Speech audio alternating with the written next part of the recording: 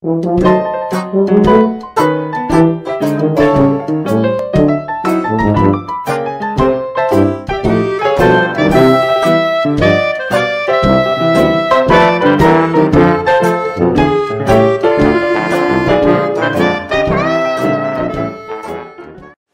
it's Grandmama. Time for another story for a Hometown Scrapbook by Ben Weatherwax. Street names. Hello there. Did you ever wonder how the streets of your hometown got their names? Who decided to name a street in Aberdeen Teshamesh after the Indian chief who never saw Grace Harbor? How did Admiral Farragut happen to get his name on an Aberdeen street? Whose name the boundary line between Aberdeen Cosmopolis after the big city of Tacoma? And there's more to the street naming problem than that. Did you know that Aberdeen's numbering system for lots changed greatly after the Great Fire of 1903? Like most everything else that happens to Grace Harbor, the names and numbers of the streets have a story behind them, and we'll find a few. Not all, of course, but a few of the stories that are behind the names of our street. But first, we'll take a few seconds that we always allow for our sponsor. And here's Dick Crombie to say a few words. Probably the first decision that was made about streets of Aberdeen was one that was made by the town's founder, Sam Ben, and his engineer, David Fleet. When those two pioneers were out looking over the pioneer homestead that Ben proposed to plat for a township, Daddy Fleet told me the story years ago. The usual way to lay out a town was with streets running north and south, he said. But here in Aberdeen, north and south streets seemed to run contrary to the order of things as nature made them. For example, the engineer told, a street running north and south would have an end almost before it started along the Wishkah riverbanks, and one running east to west would run out of solid ground in a few blocks if it had been tried along the Chehalis River. And since those two rivers were the principal natural landmarks, the town site David Fleet made a point of recommending to Sam Ben lay the town out parallel to the rivers was his scheme. It sounded good to Sam, so Aberdeen streets have jogs in them at Division Street, 8th Street, and a view of the city as it laid out on a map makes it appear that someone had grabbed the center of town and given it a twist off the compass, just to be spiteful. But actually, there was a pretty good reason for the town taking its bearings from the waterfront. The street numbers originally began with the Wishkah River. For example, the old Aberdeen Hotel on the banks of the river at the east end of Heron Street was number 1 Heron. The odd numbers were on the north side of the street and the even numbers on the south side of the street, which is just the opposite of the numbering system today. The Edison Theater was at 67 Heron Street, and Charlie Pratchett's Del Monte Hotel was at number 20 Wishkah. To make things more confused, South Aberdeen had a crop of names and numbers, and if you sent a letter to number 13 2nd Street, it came to be marked either Aberdeen, East Aberdeen, or South Aberdeen. At the same time, Hoquiam either didn't have a numbering system or didn't use it, for addresses on that town were such as Tom Souls, northwest corner of 9th and I, and Mark Snyder on J Street between 5th and 6th. So you see, it would have been pretty hard for a stranger to find his way around the harbor. If the towns hadn't been so small and so familiar with their residents that anyone could direct the lost soul to a family member in town by 1 or 2 blocks away from this or 1 or 2 blocks away from that. It had started way back in 1880s and the 1890s. They were too much busy for anyone to make any of the necessary changes. So it would probably have gone on that way forever if it hadn't been for the big Aberdeen fire in 1903. When the Holocaust blazed through the sawdust village, leveling the business section of the town and burning out scores of families and countless businesses, it changed a lot of things.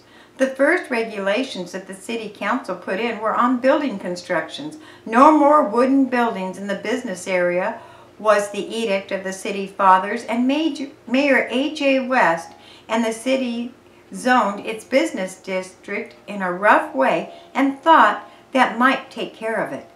But early in the spring of 1904, some of the councilmen began to get agitated for a change in the street numbering system.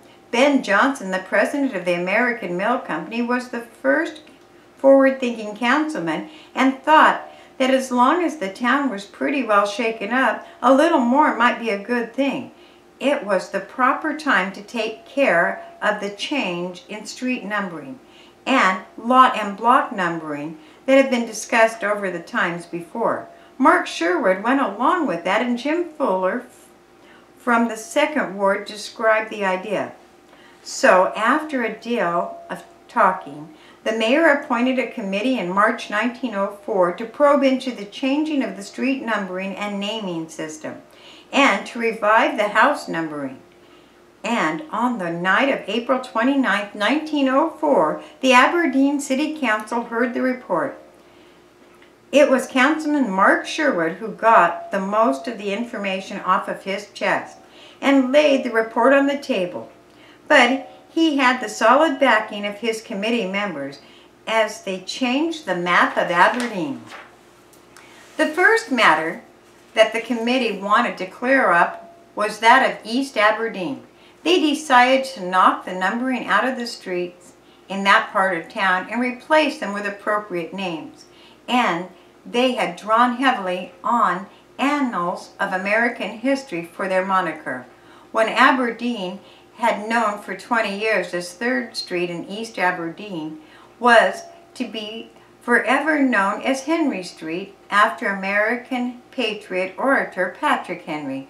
4th Street was to be known as Hamlet Street after the first Secretary of Treasurer and General who led the final assault on the British redoubts at Yorktown. Mayor A.J. West thoroughly agreed with changing names to be made on 5th Street. As a captain of the infantry in the Civil War, the mayor smiled broadly as the committee proposed a street number 5 in East Aberdeen be named after the Union General McClellan, and to make it comfortable in an atmosphere of familiarity, 6th Street became Sherman.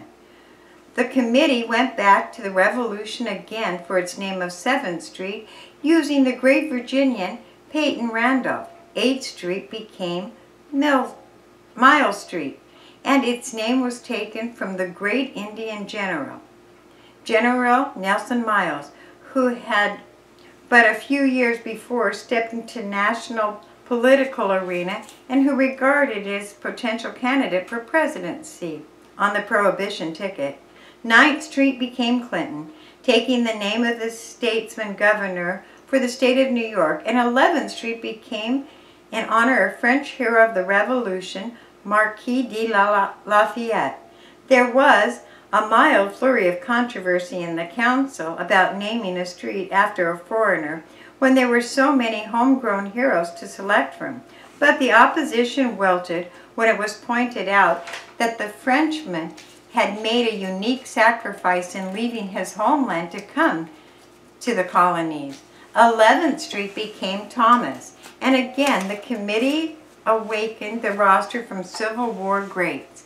12th Street was to be called Teshmet, after the great Indian chief, and not a councilman opposed the suggestion or proposed a substitute of the Northwest chieftain to replace the Eastern choice. President Hayes was selected to provide the name for 13th, and 14th Street became Mitchell, named after the celebrated general, with another officer of equal rank right alongside. It was Forsyth. The generals named for North Aberdeen were carefully selected by Judge Pearson, who insisted that appropriate rank be recognized by the city. And while Portland Heights and some other streets east of the river gave their salute to such uninformed heroes as Patrick Henry, North Aberdeen would settle for nothing less than the Generals for its street. Then the attention of the City Council turned to South Aberdeen and the committee's recommendations. It had been decided to give the South Side the same treatment as the East and North Aberdeen had received. The numerical streets should be changed to names of the national heroes. For example, Scott and Perry, the polar explorers, to be remembered, and the Revolutionary General Marion, who was to have a street named in his honor.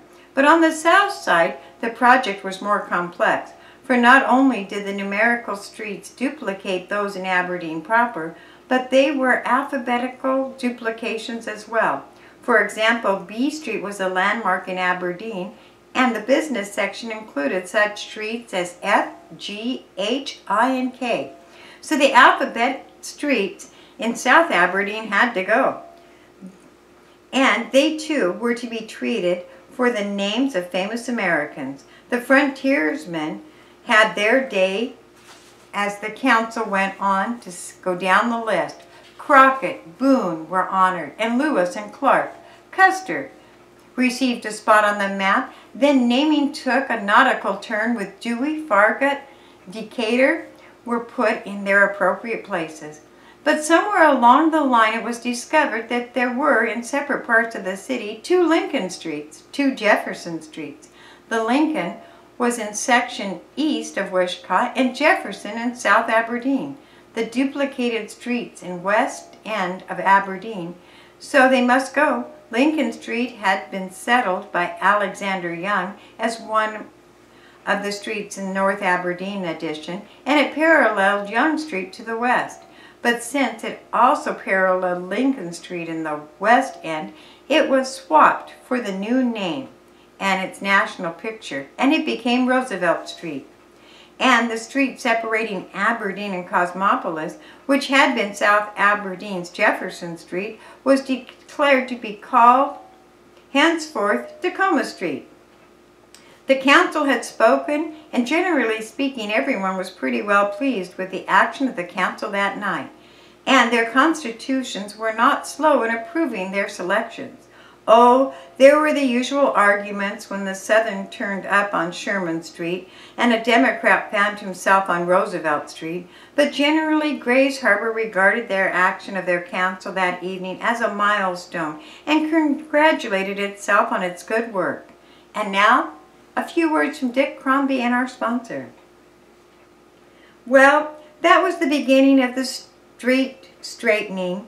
In the months that followed, Hoquiam adopted the street numbering system, and the towns proudly strode ahead, better equipped for the growing years that were to come. And the date of this conspicuous change was April 29, 1904, as we find it here in our Hometown Scrapbook. Thanks for listening.